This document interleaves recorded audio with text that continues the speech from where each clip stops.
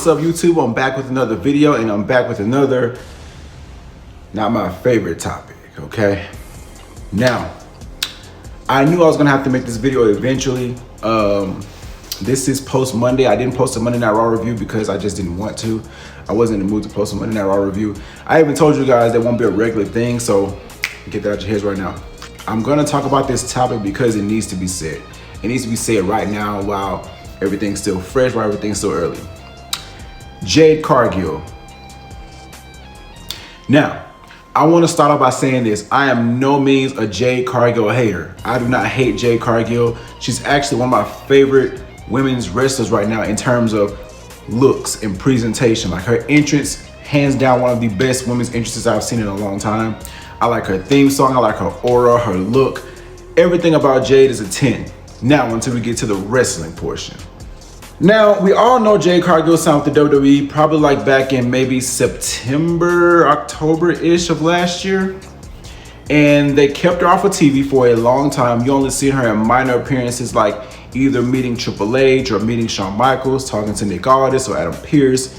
You see her mainly backstage most of the time, and she would just come riding her little SUV, and pretty much that'll be it. But she made her in-ring debut at the Royal Rumble. So the Royal Rumble is like a safe place you can make your debut in and not, you know, have it affect you in any type of negative way. Because you don't get pinned, you just get eliminated. Jade Cargill made her in-ring debut at the Royal Rumble. That was a great performance. She showed her power by lifting up Nia Jackson and eliminating her. So that was a good showcase for her. I feel like that was a good way to debut her. They did a great job with presenting her in a way to where they kept her relevant and kept her known of the months that she wasn't in the limelight for weekly television. But I just feel like whenever someone in the company decides to push somebody, that's when everybody decides to just start rebelling against it. Now, Jade Cargill made her in-ring wrestling debut, I would say at WrestleMania, in a 6-woman tag match with Naomi and Bianca against Damage Control. I think I said this in one of my previous videos. There were some doubters online and over the internet saying that, oh, Naomi and Bianca are gonna carry the load and Jade's gonna come in and finish. Let me tell you guys something right now. Jade Cargill, and I understand people saying like, if she isn't as good as Bianca or Naomi, why is she on the main roster? WWE has a plan, okay? They put the strap on Jade Cargill and they have a plan for her. Right now, I'm trusting the process. But Jade Cargill, I noticed in a lot of the matches that she's had solo, they've been like maybe less than a minute. I mean, she had a squash match against Chelsea Green. She laid out Damage Control when she decided to help out Naomi and Bianca. I just feel as if I didn't want them to keep her exactly the same way that they did in AEW. But I mean, if it works, it works. I mean, people love her. People love the way she looks. People love the way she carries herself. But I do get other people's perspective to where it's like, okay, she got to know how to carry at least a 10-minute match. Like, she has to know how to wrestle at least 10 minutes. I feel like in France, this past Saturday in France, at Backlash, I feel as if she did pretty good until the later half of the match. That's when their whole miscommunication happened with her, Kyrie, and the referee. Jade Cargill, I guess she was in a spot to where Kyrie wasn't the legal person, but Kyrie stayed in the ring. And then Asuka tagged herself in, even though she was already legal. It was kind of cringe. Then Asuka and Kyrie started attacking Jade, and Jade wasn't selling a lick of that at all. Like, she was just standing there like she didn't know what to do. Now, I get it. She's still fresh. She's still new to this. Like, she's only 3 years in. Kind of like Tiffany Stratton. She's still, like, into this thing. She's very new. But for her to only be 3 years in and doing what she's doing now, a lot of people would have folded under pressure. But she's actually showing that she has the potential. I feel Jade needs more repetition. The more repetition comes, the better it gets. That's with anything you do. Repetition is key. Jade, I want to say, they're positioning her to be a household name. She's gonna be like another Charlotte, Becky, Bianca, Sasha, Bailey. She's gonna be another one of those names, whether we like it or not. The only thing I will say is, and this is for the WWE, Jade has to eventually go solo and has to eventually start wrestling on her own. I know she's in a tag team right now. She's in a safe space where she has a tag team titles with Bianca. Bianca will probably carry that tag team wrestling wise. But let me tell you something. Eventually, she will have to wrestle on her own. And when she does, she will have to wrestle more than at least 10 minutes in a ring. A good quality match for 10 minutes.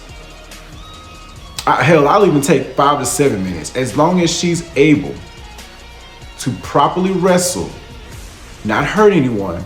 And let me tell you something, botches happen.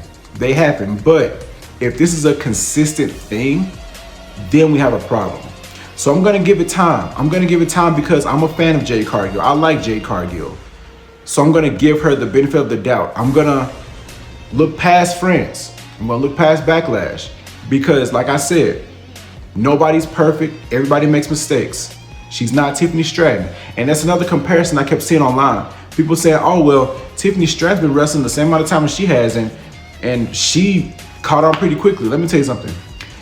Tiffany Stratton was a gymnast. I think she did, acrobat or something like that. I think Jade did track and basketball. So it's not the same type of background. Jade's more power-like. Tiffany Stratton does moves that's in her favor. Jade, she has to learn those acrobatic moves. She has to learn how to do the things that Bianca do, like a backflip in the ring. Like, Jade has to learn those steps to get there. Tiffany Stratton already had the basics, the fundamentals. And you guys also have to take into consideration, like I said, Jade is a powerhouse. She's not a high flyer. She's not a Ricochet. She's not a who else high flyer? She's not a Sasha Banks. She's not a Bailey. She's not a Becky.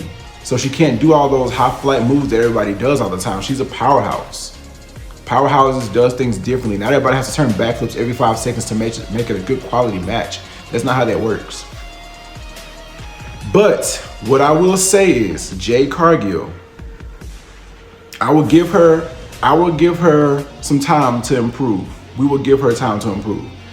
But if the fans have not seen any improvement in the upcoming months and Jade is still green in the ring, that's when the issue's gonna start. Because Bianca can't carry her forever.